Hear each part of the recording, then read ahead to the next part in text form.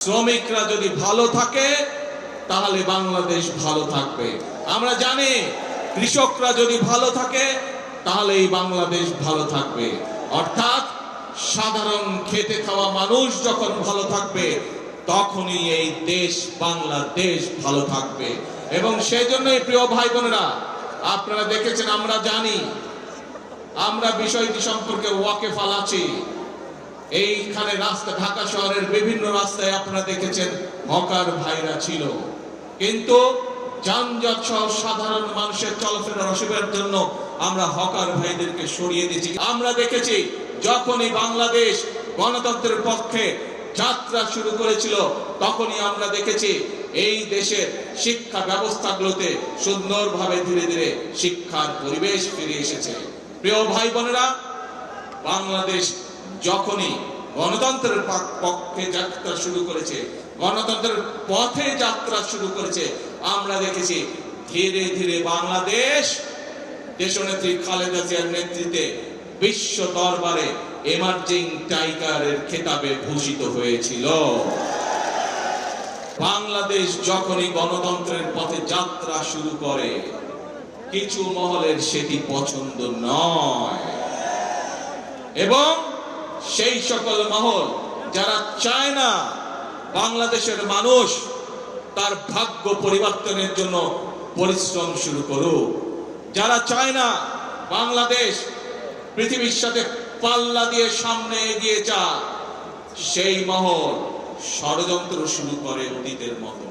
অতীতে যেমন তারা ষড়যন্ত্র করেছিল, প্রিয় ভাই বোনেরা, তাদের সেই ষড়যন্ত্র কিন্তু 12 তারিখের আগে যখন সফল হয়নি, 12 তারিখে যখন তারা দেখলো বাংলাদেশ তো আবার জনগণের সিদ্ধান্ত মোতাবেক চলা শুরু করলো, বাংলাদেশ তো আবার গণতন্ত্রের পথে চলা শুরু করলো, তখন নতুন করে তারা ধীরে ধীরে বিভিন্ন রকম ষড়যন্ত্র শুরু করলো।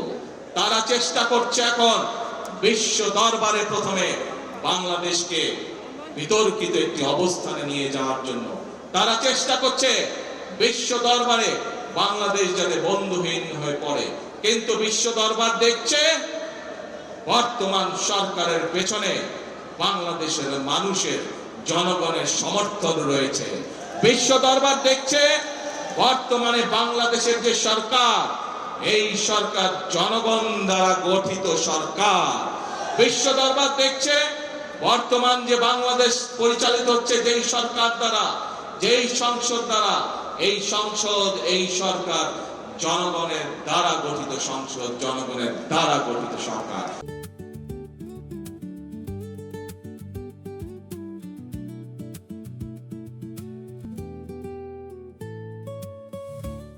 যারা দেশে অরাজকতা সৃষ্টি করতে চায়, এরকম যদি কেউ থাকে তাহলে শ্রমিক ভাই সহ প্রতিটি দেশের প্রতিটি বাংলাদেশি প্রতিটি মানুষের কাছে আমার আহ্বান থাকবে, আপনাদেরকে সজাগ হতে হবে, আপনাদেরকে সতর্ক হতে হবে, আপনাদেরকে জেগে উঠতে হবে, আপনাদেরকে তাদের ষড়যন্ত্র প্রতিহত করতে হবে, জবাব দিতে হবে।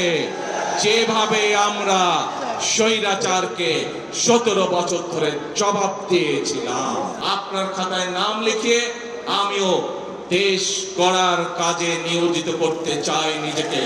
সেই জন্য আমি মনে করি, এবং একই সাথে আমি মন্ত্রী পরিষদের সকল সদস্যের নাম শ্রমিক হিসাবে অন্তর্ভুক্ত করতে চাই, কারণ আপনারা যেমন এক একটি জিনিস গড়ে তুলছেন, আমরা আপনাদের পাশে থেকে দেশ গড়ার কাজে হাত দিতে চাই, দেশকে গড়তে চাই।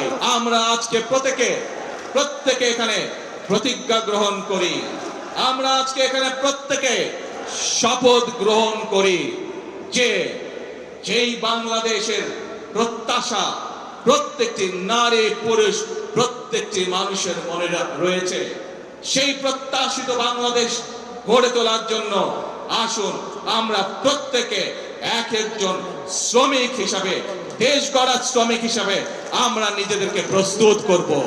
আমরা প্রত্যেকে এক একজন দেশ গড়ার শ্রমিক হিসাবে আমাদের জীবনের বাকি দিনগুলোকে আমরা অতিবাহিত করব। কে ভাইরা, আমরা কি এই প্রতিজ্ঞা গ্রহণ করতে পারি? আমার সাথে আছেন আপনারা দেশ গড়ায়? দেশ গড়ার শ্রমিক হিসাবে কি আপনারা নাম লেখাতে রাজি আছেন? আলহামদুলিল্লাহ।